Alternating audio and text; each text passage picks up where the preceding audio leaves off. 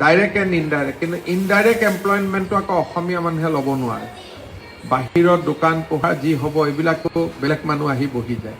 এজন এজনকৈ মানুহৰ আমি চেঞ্চাছ টাইপ ডাটা ল'ম, তেতিয়া আমি বুজি পাম যে আমি কিমান এমপ্লয়মেণ্ট অপৰচুনিটি অসমীয়া মানুহে মিছ কৰি আছে।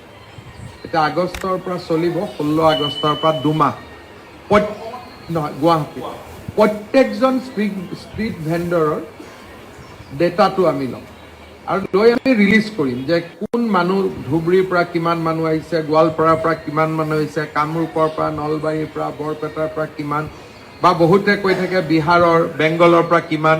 আমি গোটেই গুৱাহাটীৰ ফুটপাথটো আমি ছাৰ্ভে কৰিব খুজিছোঁ, কাৰণ ইয়াতে 1 লাখ দোকান আছে। টোটেল গুৱাহাটীত আজিৰ দিনত সৰু ডাঙৰ দৰ্জিৰ পৰা আৰম্ভ পাণ তামোলৰ দোকানৰ পৰা চাহৰ দোকানলৈকে total 1 lakh business establishment. Showroom নহয়, ডাবৰ নাৰিকল বিক্ৰী কৰি আছোঁ, কোনোবাই পকৰি বিক্ৰী কৰি আছোঁ, কোনোবাই যিটো এনক্ৰ'চ কৰি আমি ফ্লাইঅভাৰৰ তলে তলে যিমান দোকান আছে, শাকৰ দোকান, মুৰ্গীৰ দোকান, এতিয়া আপোনালোকে চাব যে নতুনকৈ এবিধ দোকান আহিছে গুৱাহাটীত, আলু পেকেট কিলো আৰু বিক্ৰী কৰি দিয়ে।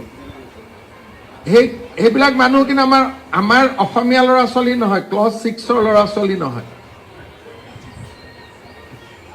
একদম আপোনালোকে দেখিব নতুন এইটো বিজনেছ নতুন আৰম্ভ হৈছে যে 1 কেজি আলু এটা। আৰু শৰাইঘাট ব্ৰিজৰ ওপৰত যিমান ফল মূলৰ দোকান আছে এইবোৰ ক্লাছ 6 নহয়, ক্লাছ 6ৰ বাহিৰত। গতিকে এই গোটেই বিজনেছবিলাক আজি